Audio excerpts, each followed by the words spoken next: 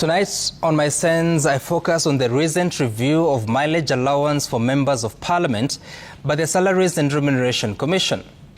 In a letter dated 20th March 2025, SRC communicated to the Parliamentary Service Commission that after consultations, they had resolved to grant every member of parliament some 366,011 shillings per month as the standard mileage allowance. Indeed, members of parliament need to travel to their constituencies to serve the electorate. Previously, MPs were allowed one return trip per week, totaling 52 per year, claimable at the rate of 152 shillings 60 cents per kilometre. I will not delve into allegations of abuse of the system by some, but that plan, according to the Auditor General, cost the taxpayer 223 million shillings in the 2023-2024 financial year. With the new directive, the cost will surge to at least 1.8 billion shillings annually, an increase of 1.6 billion shillings. One would hope there were strong justifications behind such a significant jump.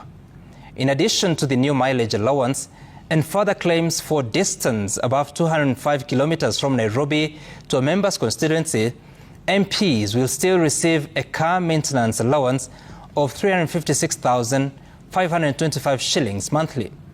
Combined, that's over 722,000 shillings per MP for car-related expenses alone. This is on top of the 7.55 million shilling motor vehicle reimbursement granted upon election and access to an 8 million shilling car loan at a 3% annual interest rate. Yes, MPs as public servants need to be well facilitated. But what is the acceptable cost of comfort?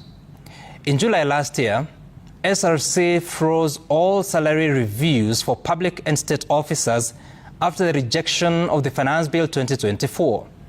A proposed review would have added just 14,000 shillings to the salary of the least paid MP, costing about 70 million shillings annually for all 416 MPs, an amount deemed unaffordable then. But now, 9 months later, the same country can afford 1.8 billion shillings for mileage allowances. To put that in perspective, a junior secondary school teacher earns around 36,000 shillings basic pay, reaching roughly 50,000 shillings with allowances. That 1.8 billion shillings could pay 3,000 teachers for an entire year, meaning 3,000 schools could benefit. A single MP's monthly mileage pay of 366,000 could fund 10 JSS teachers' monthly basic salaries. In another view, it equals nearly 10 months of one teacher's basic pay. Even some MPs have acknowledged the insensitivity of the new allowance given the country's economic situation. Some, however, are less modest. They argue their high-end vehicles and eventful trips to the village warrant such compensation. The Constitution mandates the SRC to ensure public compensation is fiscally sustainable when reviewing salaries and benefits. What changed between July 2024, when SRC suspended raises, and March 2025, when it approved these allowances? At a time when members of county assemblies have been denied salary reviews, how did SRC settle on an MP mileage allowance that is nearly 4 times the basic salary of an MCA? And why hasn't this decision been publicly gazetted beyond a letter to Parliament? Where does transparency and fairness, as enshrined in the Constitution, make sense?